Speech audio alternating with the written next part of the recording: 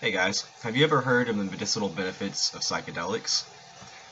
I was someone who used to believe that the only way to heal myself mentally or spiritually was to go to a doctor and accept whatever I was given, until I read online about the success of psychedelics.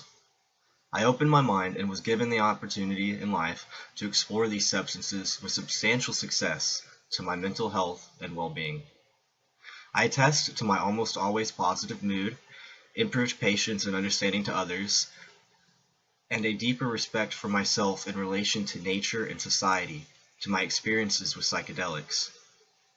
Data from MAPS, which is the Multidisciplinary Association for Psychedelic Studies, a nonprofit research and educational organization aimed at developing medical, legal, and cultural context for people to benefit from the careful use of psychedelic studies, show that even the federal government's FDA, the Federal Drug Administration, has started funding studies into legalizing these substances for psychiatric use of post-traumatic stress disorder, anxiety, depression, and even treatment-resistant depression.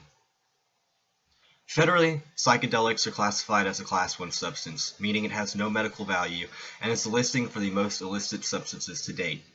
Societally, people see psychedelics as something to use to get high or party or cause you to see full-blown hallucinations, such as seeing purple tigers appear or something to that nature.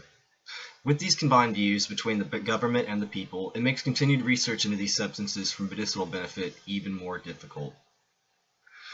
Roughly 25 million people a year take antidepressants to treat their mental health. This number is still less than the 30 million people who consume psychedelics yearly. In one study, nearly 70% of patients who use ketamine psychedelic psychotherapy maintain their alcoholism recovery for at least one full year. This was more than twice the success rate of 24% for the control group who received conventional treatment. In a treatment study aimed at treating post-traumatic stress disorder, participants treated with a combination of MDMA, also known as ecstasy, and psychotherapy saw significant improvements. A staggering 83% of the trial group no longer met the criteria to be counted as a PTSD sufferer. For the first research since the 1970s to administer a classic psychedelic, which is psilocybin, to drug-naive participants, psilocybin led to profound experiences that 67% of the participants rated as among the 5 most meaningful experiences of their lifetime.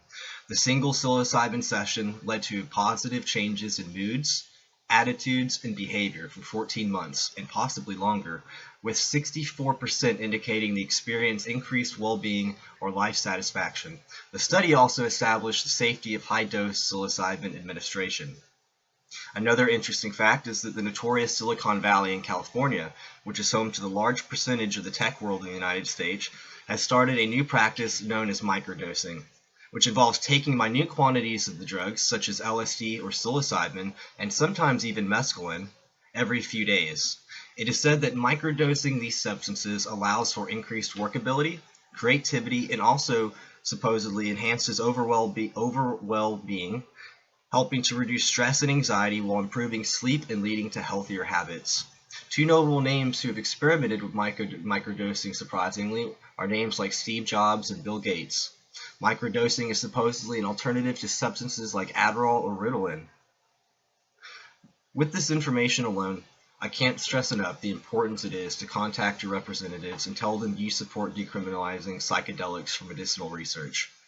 With continued pressure on our legislatures, we can have these substances rescheduled amongst the DEA and the FDA. While the traditional way of pharmaceutical drugs is still sometimes a valuable option, we can find a safer, more natural, healthier route if we put our faith into psychedelic-assisted therapies. Below the video, I provided links to donate to MAPS, once again the Multidisciplinary Association for Psychedelic Studies, and to contact your state and your federal representatives to hopefully make a change that can benefit millions of people to come. Thank you.